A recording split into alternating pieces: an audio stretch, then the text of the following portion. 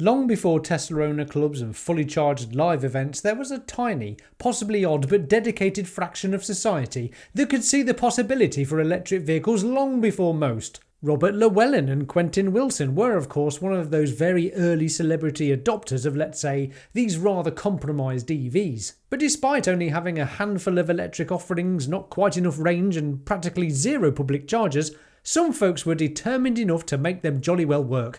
Here's a photo of an early EV rally from 2010, and amongst the quirky electric cars sat a relatively normal-looking Toyota RAV4, only these Toyota RAV4s were fully electric. Fast forward to today, and I've just met its new owner, who's going to tell us all about this historical EV gem of a car.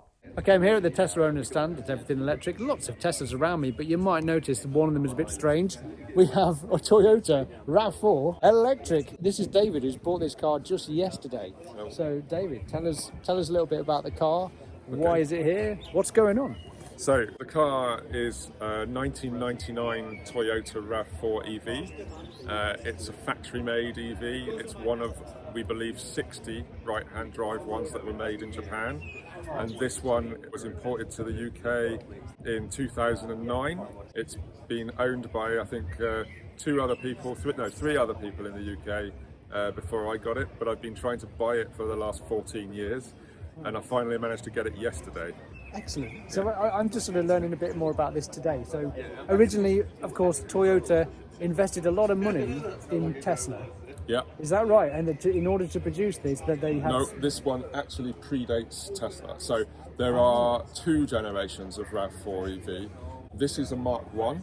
And it's all a Toyota product. Yeah. It has Panasonic batteries, but that's about the only vague connection with Tesla.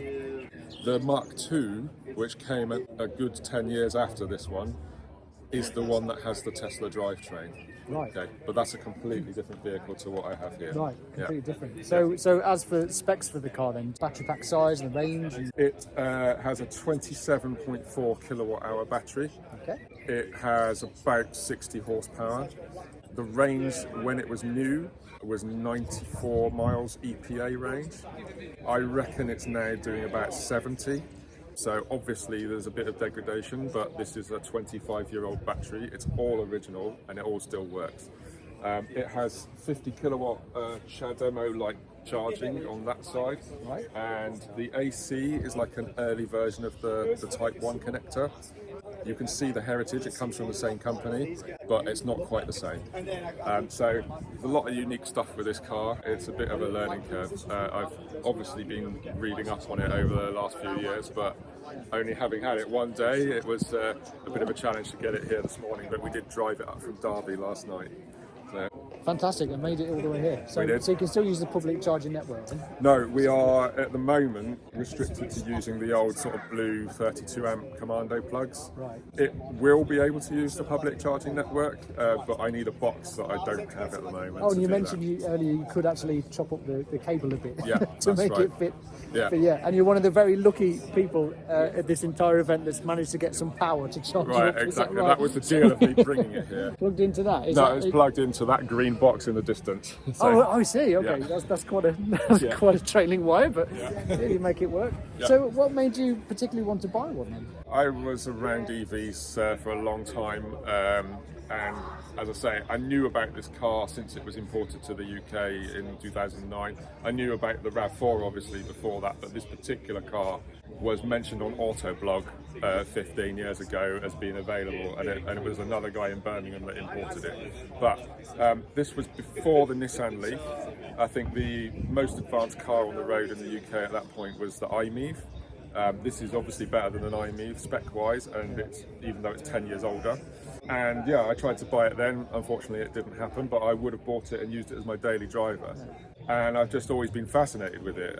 I've tried to get it a couple of times. Third time lucky. That's great. Yeah. So you've got a piece of history. That's exactly. Yeah. And I think the two owners before me, no disrespect to them, but they didn't show it in public. A lot of people have never heard of this particular model of RAV4. For me, it was like, not only is it something that I feel the community should know about, but also it needs to be put back into new condition and renovated and be available for shows like this. So that's why I bought it. Yeah, fantastic. Tell me about your whole Tesla experience from the beginning then. When was the first time you drove a Tesla and got into it? The first time I drove a Tesla was a prototype Roadster in 2008. That came about because I was helping moderate the Tesla Motors Club forum for about a year or so before that.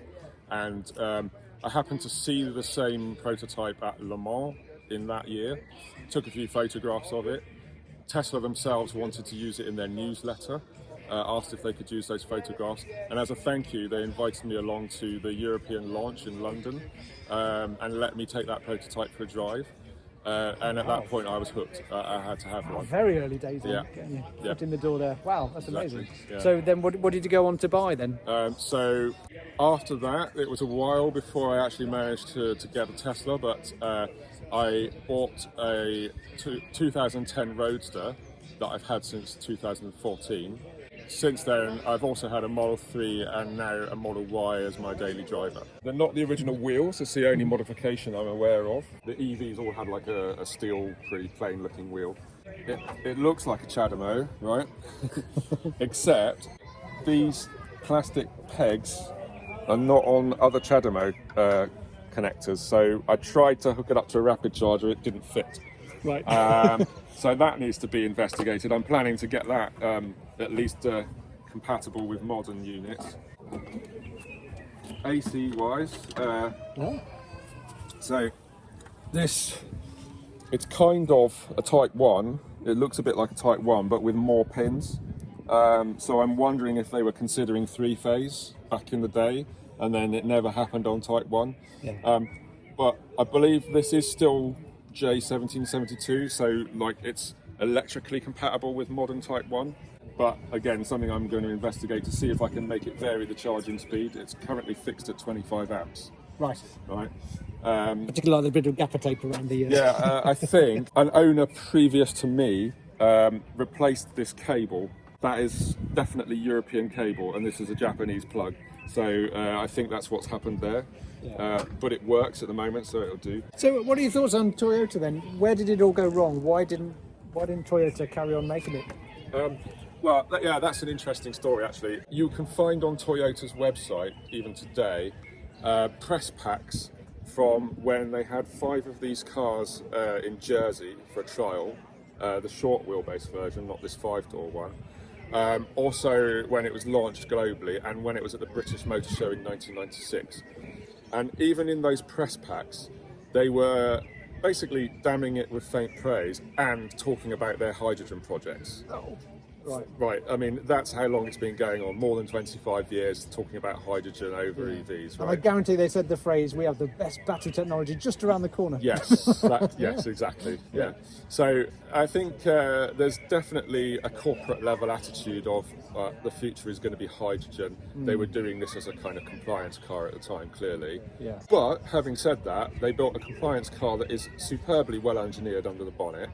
It obviously still works. It was as good a specification as a Nissan Leaf from 15 years later, yet they didn't capitalise on that. What they did say, I think it's even in one of those press packs, that each of these cost $100,000 to build. But then they only made 60, so it's not a surprise really, is it? So, yeah. What a shame. Yeah. Did we say how many miles this has done? This one has done a smidge under 64,000. Okay. Yeah, there are examples in California where they've done well over 100,000 miles, some of them at 200,000 miles. They were typically getting their batteries refurbished around about 150,000 miles. They've proven to be pretty robust. Yeah, so. And as for degradation over time, it's not...